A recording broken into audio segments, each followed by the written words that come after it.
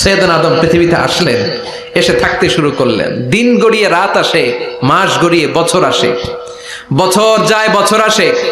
ঠিক 940 বছর পর মালাকুল মাউত আদম আলাইহিস সালামের কাছে আসলেন, বললেন আনা মালাকুল মাউত উকিলা বিকুম, আপনাদের জন্য আল্লাহ আমাকে বানিয়েছে রূহ কবজ করতে। ও আদম, আবুল বাশার, পৃথিবীর প্রথম মানব, প্রথম নবী, আপনার সময় শেষ, রেডি হন।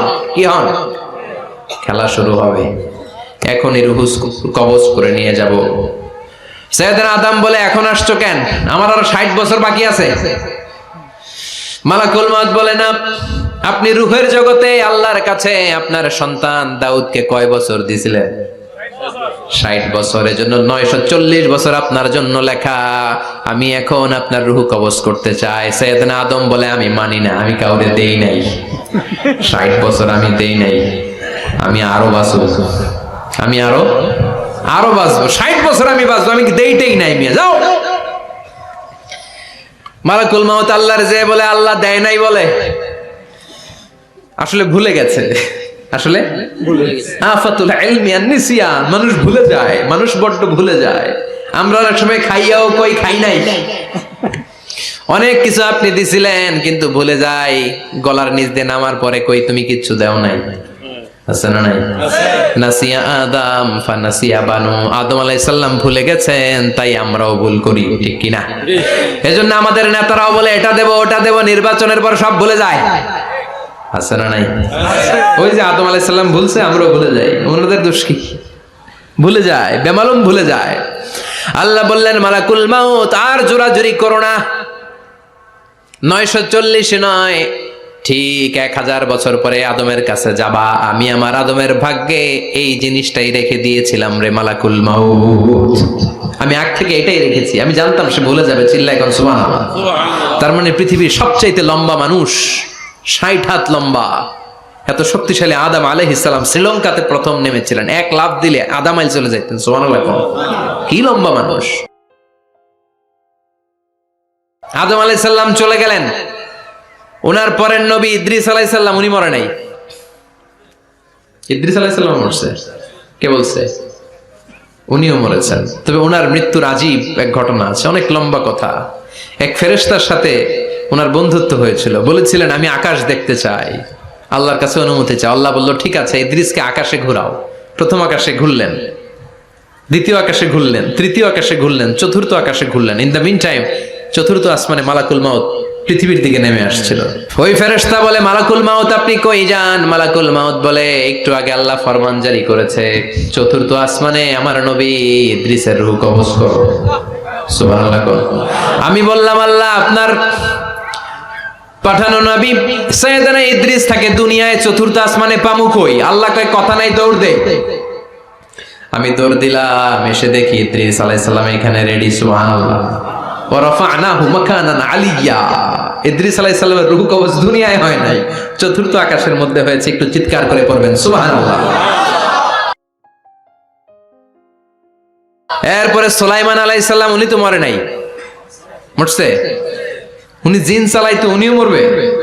শক্তিশালী একজন নবী ছিল। উনি মালাকুল মাউতকে বলেছিলেন, মালাকুল মাউত আমার মৃত্যুর সুয়াইয়া, সামান্য কিছু আগে আমারে বইলো, আমার একটা কাজ আছে।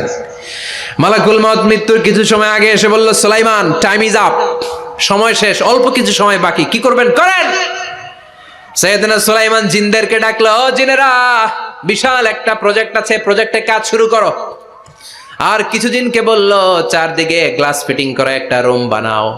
সাইয়েদনা সুলাইমান আলাইহিস সালাম গ্লাস ফিটিং করা রুমের ভেতরে ঢুকলেন। এই রুমে ঢুকার দরজা নাই, হাতে একটা লাঠি নিলেন। কি নিলেন? লাঠির মধ্যে ভর করে দাঁড়িয়ে রইলেন আর জিনদের দিকে তাকিয়ে রইলেন।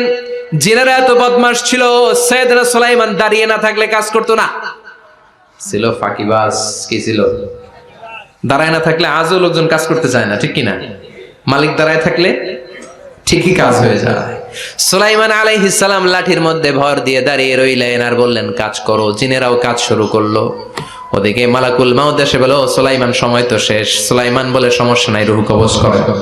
উনি লাঠির মধ্যে ভর দিয়ে দাঁড়িয়ে রইলেন। গ্লাস ফিটিং করা রুমের ভিতরে কোরআন সাক্ষী। মালাকুল মাউত ওইভাবে লাঠিতে ভর দেওয়া অবস্থায়, দাঁড়ানো অবস্থায় সাইয়েদনা সুলাইমান আলাইহিস সালামের রূহ কবজ করে নিলেন।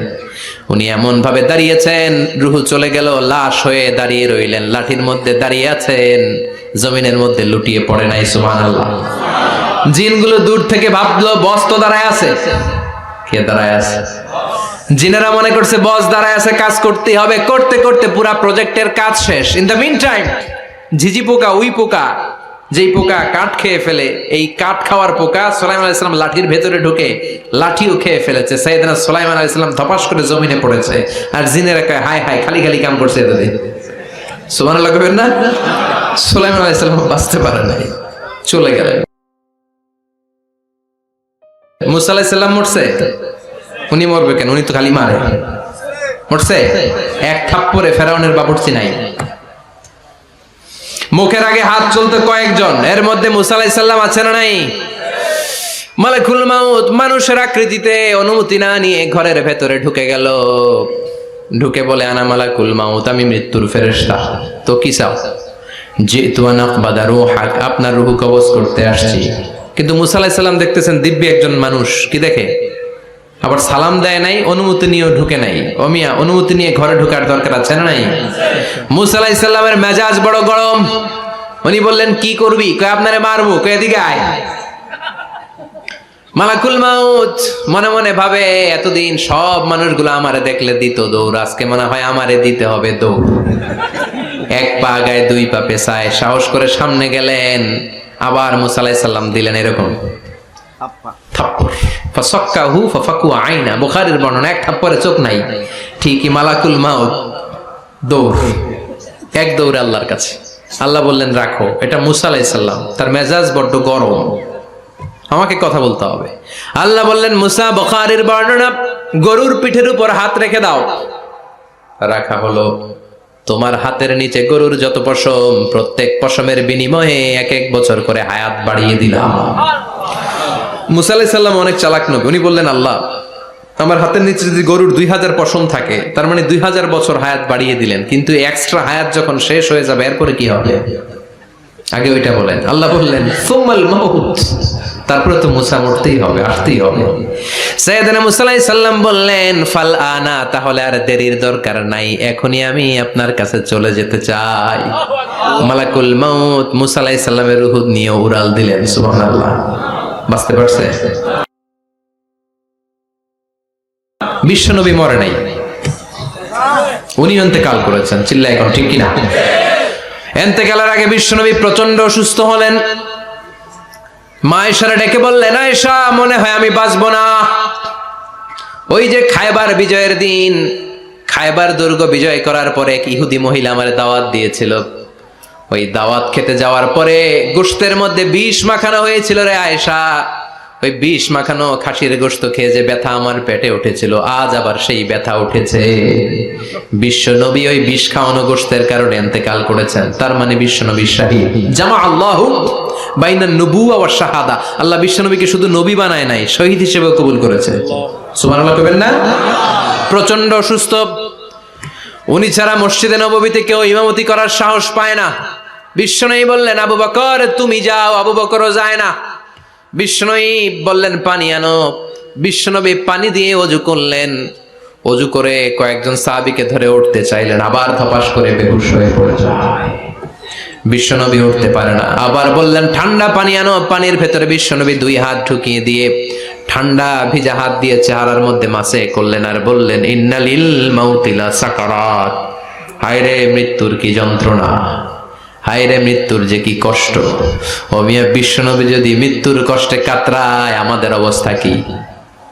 আমাদের নসিবে কি আছে? আল্লাহ তুমি বাঁচাও, পড়ে না আমি। বিশ্বনবী কাঁদছেন, সাহাবারা একের পর এক দেখতে আসে, কান্নার রোল পড়ে গেল চারদিকে। বিশ্বনবীর কলিজার টুকরা নয়নের পুটুলি সাইয়্যিদাতুনা ফাতিমা বিশ্বনবীর কান্না সহ্য করতে পারে না।